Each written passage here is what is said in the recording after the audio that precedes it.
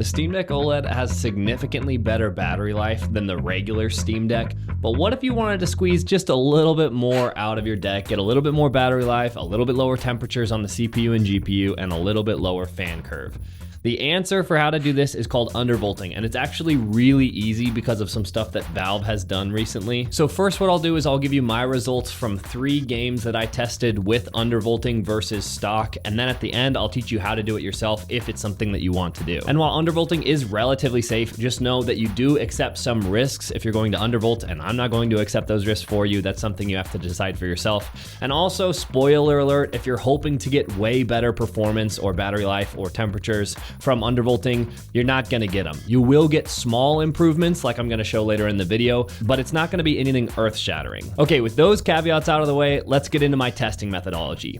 All of the tests were run with the Steam Deck OLED unplugged at its full 15-watt TDP. Each test was run 3 times back-to-back so that we could heat soak the system and get an average result on the frame rate. Cryo Utilities 2.0 is on in its default mode, and VRAM is set to 1 gig. As far as the undervolting itself, I ended up settling in on negative 40 millivolts on the CPU, GPU, and SoC, and those remained stable. I actually did a lot of my testing at negative 50 millivolts on all 3 across the board, but I ended up having some stability issues, so I dialed back to negative 40, and so far I haven't had any stability issues despite running a bunch of different benchmarks for hours, so it does seem to be safe. Just a note, while I got negative 40 millivolts on my system across the board, that means I got pretty lucky with the silicon in my device. You might not be able to get that high, or you might be able to peg it all the way to negative 50. It's just the silicon lottery at play. There's no way to know what type of device you're going to get or what it's going to be capable of as far as undervolting until you actually test it yourself. And let's start the benchmarks with one of my favorite games to play on the Steam Deck, World War Z Aftermath. With stock settings, I was getting a peak fan RPM of 5,000 and an average fan RPM of 4,900, and I was also getting a peak temperature of 71 degrees and an average temperature of 70 degrees. So this is our baseline. Now if we undervolt, I was getting a peak fan of 4,900 and an average fan of 4,700 and a peak temperature of 69 degrees and an average temperature of 68 degrees. This isn't a huge difference, but that's kind of what you expect from undervolting. You're not going to get any crazy significant values, but we do have a noticeable reduction in fan RPM, about 200 RPM less on average, and we have about a 2-degree lower average temperature and peak temperature on the GPU. So while that's not that significant, that's also not nothing. Lower fan speeds and lower temperatures are always a good thing, so we're happy to see it. As far as frame rates, I saw an average 1 to 2 FPS frame rate increase with the undervolting, but 1 to 2 FPS is getting pretty close to the run-to-run variance, so it's a little bit hard to say exactly what that is. Although I will also say I did notice a consistent 1 to 3 FPS increase on the minimum FPS. So while it did increase the average FPS around 1 or 2 frames, it also increased the minimum FPS by 1 to 3 frames, and the maximum frame rate remained unchanged. But let's get into our next game that we tested, which is Red Dead Redemption 2. But before we do, I want to thank today's sponsor Tomtoc and their ultra slim carrying case for your Steam Deck or Steam Deck OLED. I absolutely love that Valve decided to include a carrying case on all models of their Steam Deck, but the carrying case that they include, while it's free, which is great, it's a really big and clunky thing to carry, and turns a very portable Steam Deck into a much less portable thing to carry on your backpack.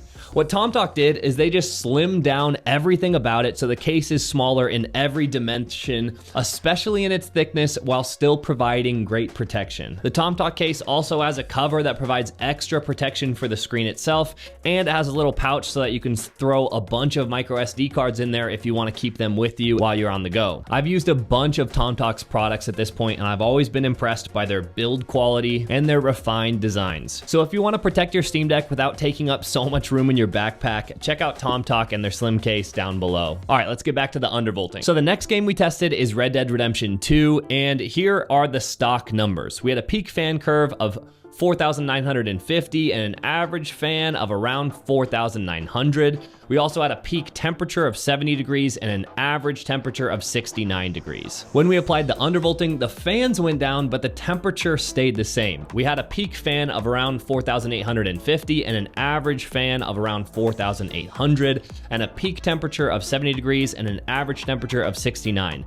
That is very similar to the stock, but one thing I did notice is that we were also getting an average average FPS increase of maybe 1 to 2 frames when you average them across runs, although again, the run-to-run variance made it so that in any given run, the FPS could be exactly the same.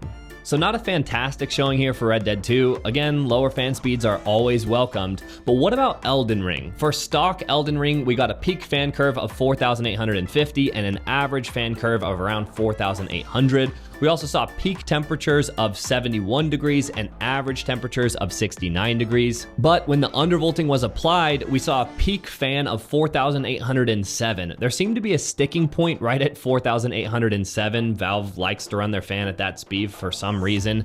And then we saw an average fan curve of around 4,800 right in there. Then we saw a peak temperature of 70 degrees Celsius and an average temperature of 69 degrees Celsius. So in Elden Ring, we saw the littlest difference. The fan RPM maybe was running 50 RPM slower undervolted than stock, but again, it was very similar. But again, in FPS, I did see about a 1 to 2 FPS difference between the runs. So undervolting did seem to help out average FPS. It didn't increase the maximum FPS, but it did increase the minimum FPS, which is actually pretty noticeable in game. But then I wanted to see, how does the Steam Deck OLED compare to the regular Steam Deck when both of them are undervolted? So I tested it out, and man, the Steam Deck OLED is awesome. Check this out. We got an average FPS on the regular Steam Deck of 33 and an average FPS on the OLED Steam Deck of 37. So you're getting about a 12% FPS increase on the OLED, which is really fantastic, but that's not even the coolest part. Check this out.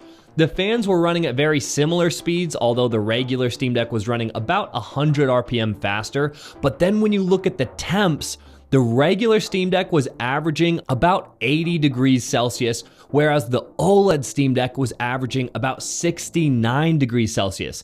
That means with the same fan speeds, or at least plus or minus 100 RPM on the fans, the Steam Deck OLED is getting over 10 degrees cooler, and that is really impressive to see. So if you have the Steam Deck OLED, at least in Elden Ring, you're not only going to get about 12% better performance in FPS, but you're also going to get about 10 degrees lower while at the same fan speed. And another thing about the fans, I wasn't able to pick it up on microphone, but when the fans were at the exact same RPM, I did notice there's a slightly different pitch between the fans, and the regular Steam Deck had a little bit higher pitched and what I would think is a more noticeable fan noise, whereas the Steam Deck OLED was a slightly lower pitch fan noise. And while I'd say they both were about the same loudness level, I found the Steam Deck OLED fan to sound more pleasant to my ear, whereas this regular Steam Deck sounded a bit more whiny because it was a bit more high pitch. Again, this is nuanced and maybe that doesn't matter to you and maybe it's just my personal preference, but I did find that I preferred the fan noise of the OLED over the regular deck. So if you want to undervolt your Steam Deck, it looks like you're going to get about 1 or 2 degrees cooler in the temperatures, a slight reduction in fan speed, maybe 100 to 200 RPM, and maybe 1 to 3 more FPS depending on the game that you're playing. And none of that sounds that impressive on its own, but you also need to remember that that means you're going to get better battery life. And if you had to jump through a bunch of hoops to do it, then I probably would say it's not worth it. But Valve has made it super easy to undervolt. So if you want to do it, here's how. So first what you need to do is you need to turn your Steam Deck off. Just do shut down. Then once it's off, you're going to hit the volume up and power, and you're going to hold those at the same time. You'll hear a little boot chime and you can let go once you see this screen. There we go. Now we're in this sort of boot menu, and what we're going to do is use the arrow keys on your left hand, go down and over to setup utility. Now we're going to go into advanced, down on the arrow key, and then right on the arrow key. And here is where we have our undervolting controls.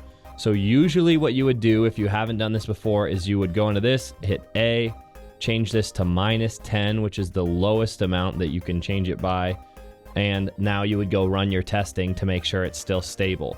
I've already done a bunch of testing, and while I'm shocked, so far it's been totally stable at -50 on all these settings, the CPU, GPU, and SoC.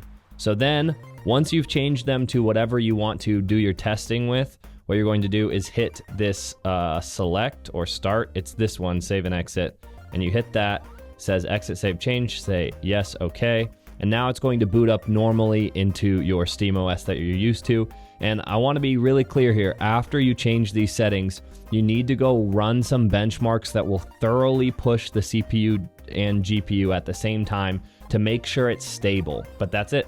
It's as simple as that. So again, if you've done all your undervolting and then you're playing a game and you find that it's crashing, like the whole device is crashing or hanging, just go back and reduce your undervolts, and then that should fix it. Generally speaking, if you undervolt too much, you're not going to notice it until the device goes under a lot of stress, like if you're doing something really demanding, and then it'll crash. So if you find that your device is crashing when you play a certain game, all you have to do is reduce your undervolt, and that should fix the problem. But again, do this at your own risk. While it is pretty safe, there of course can be some things that go wrong, so just know that before you go into it. So that's how you undervolt. With a little bit of tweaking, you can get lower CPU and GPU temperatures, lower fan speeds, slightly better performance, and better battery life. Is it going to be dramatic? No, but those improvements are all nice, and when you add them all together, it is a slightly more well-rounded device. All right, that's been it for this video. If you liked it, leave a like and subscribe. Thanks again to Tomtoc for sponsoring the video, and I'll see you guys in the next one.